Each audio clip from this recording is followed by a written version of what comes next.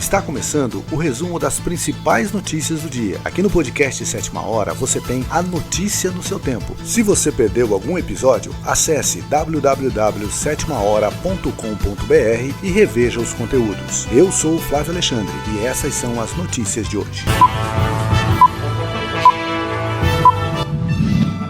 A cada 24 horas, ao menos 8 mulheres são vítimas de violência. No ano de 2023, ao menos 8 mulheres foram vítimas de violência doméstica a cada 24 horas. Os dados referem-se a 8 dos 9 estados monitorados pela Rede de Observatórios da Segurança: Bahia, Ceará, Maranhão, Pará, Pernambuco, Piauí, Rio de Janeiro e São Paulo. A informação consta do novo boletim Elas Vivem, Liberdade de Ser e Viver, divulgado nesta quinta-feira. Ao todo, foram registradas 3.181 mulheres vítimas de violência, representando um aumento de 22,04% em relação a 2022, quando Pará e Amazonas ainda não faziam parte deste monitoramento. Ameaças, agressões, torturas, ofensas, assédio, feminicídio. São inúmeras as violências sofridas que não começam ou se esgotam nas mortes registradas. Os dados monitorados apontaram 586 vítimas de feminicídios. Isso significa dizer que a cada 15 horas, uma mulher morreu em razão do gênero, majoritariamente pelas mãos de parceiros ou ex-parceiros, 72,7% que usaram armas brancas, em 38,12% dos casos, ou por armas de fogo, 23,75% dos casos. A mobilização contra o femicídio e outras formas de violência salva vidas. Nós já perdemos mulheres demais e ainda perderemos. É a denúncia incansável que preservará a vida de tantas outras, disse a jornalista Isabela Reis, que assina o principal texto desta edição do relatório. O novo boletim ampliou a área de monitoramento. Pela primeira vez, o Pará está entre as regiões mapeadas, ocupando a 5ª posição no ranking entre os 8 estados com 224 eventos de violência contra mulheres. No contexto da região amazônica estão as desigualdades sociais e o garimpo, que agravam essas dinâmicas violentas, segundo o relatório. Na comparação com 2022, os dados mostram São Paulo como o único estado a ultrapassar 1.000 eventos de violência, alta de 20,38%, de 898 para 1.081. Em seguida vem o Rio de Janeiro, que registrou 13,94%, de 545 para 621 a mais que no ano anterior. Já o Piauí, embora registre menos casos em números absolutos, é o estado que registrou a maior taxa de crescimento, quase 80% de alta em um ano, de 113 para 2002. Também no Nordeste, com 319 casos de violência, Pernambuco registrou 92 feminicídios. A Bahia lidera em número de mortes de mulheres, 199. O Ceará é o estado com maior registro de transfeminicídios, 7. E o Maranhão lidera os crimes de violência sexual e estupro, 40 ocorrências. O monitoramento da rede de observatórios permite que crimes que têm evidências, mas não são tipificados pela polícia, como violência contra mulheres, lesão corporal, ameaças e outros, possam ser nomeados corretamente. Dessa forma, é possível reduzir a subnotificação comum a esses casos e produzir análises mais seguras sobre o que ocorre na realidade, complementando e enriquecendo os dados oficiais.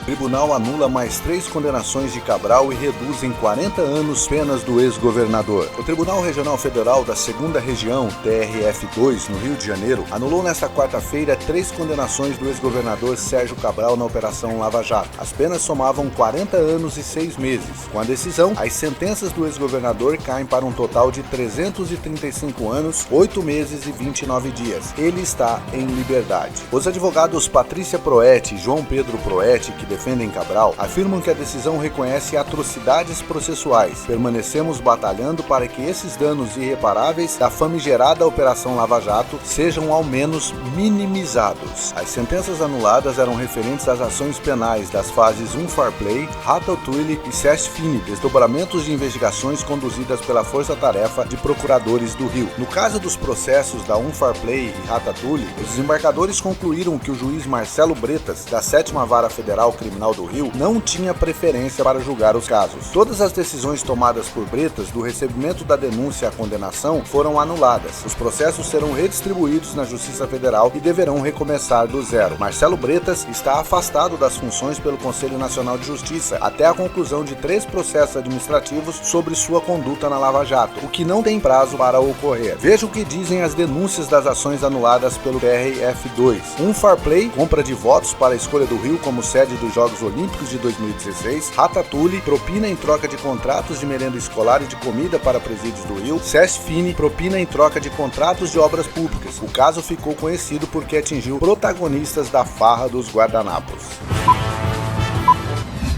Bancos começam a integrar plataformas a site do Desenrola. Desde a última quarta-feira, os clientes do Itaú Unibanco podem acessar o site do Desenrola Brasil diretamente do site ou do aplicativo da instituição financeira. Os correntistas que se enquadram na faixa 1 do programa receberão ofertas de renegociação e serão redirecionados para a página do Desenrola sem trocar de login. A integração foi possível por causa da portaria 124 do Ministério da Fazenda, editada em 29 de janeiro, que autorizou parcerias para ampliar o alcance do programa até 31 de março, quando acabam as negociações. Desde a última segunda-feira até 28 de março, ocorre um mutirão de renegociação de dívidas para a faixa 1 do Desenrola, além da integração com o site da Serasa Limpa Nome. Os interessados que moram na cidade de São Paulo podem conferir as ofertas de reparcelamento de dívidas no Palácio dos Correios, no Vale do Anhangabaú, centro histórico da capital. Mais de 700 empresas participam do mutirão, entre bancos, financeiras, comércio varejista, operadoras de telefonia, concessionárias de água e de energia e securitizadoras. Ao todo, mais de 550 milhões de ofertas estão disponíveis no Mega Feirão, além dos descontos de até 96% do programa Desenrola. Desde 15 de fevereiro, o Desenrola Brasil passou a ser acessado também por meio do site Serasa Limpa Nome. Com a integração entre as plataformas, os usuários logados na plataforma da Serasa já conseguem ser redirecionados para o www.desenrola.gov.br, onde é possível consultar as dívidas e fazer os pagamentos nas condições do programa, também sem a necessidade de outro login. Em dezembro, o governo prorrogou até o fim de março a adesão da faixa 1 ao programa Desenrola. As renegociações começaram em outubro para essa categoria, destinada a pessoas com renda de até 2 salários mínimos ou inscritas no Cadastro Único para Programas Sociais, CAD Único do Governo Federal, e a dívidas de até 20 mil. Desde 29 de janeiro, as pessoas com perfil bronze no portal Gov.br podem parcelar as dívidas no Desenrola. Antes, quem tinha conta desse nível, que tem menos segurança, podia apenas quitar o valor negociado à vista. Com a mudança, a proporção de usuários com login nível bronze subiu de 19% para 40% das negociações diárias. Segundo o Ministério da Fazenda, o Desenrola Brasil beneficiou cerca de 12 milhões de pessoas que renegociaram 36,5 bilhões em dívidas. Os descontos médios na plataforma do programa estão em 83%, alguns casos chegando a 96% com pagamento à vista ou parcelado sem entrada e com até 60 meses para pagar. Você acabou de ouvir o podcast Sétima Hora. Não deixe de seguir e curtir as nossas redes sociais. Para ver estas e outras notícias, acesse www.setimahora.com.br. A notícia no seu tempo.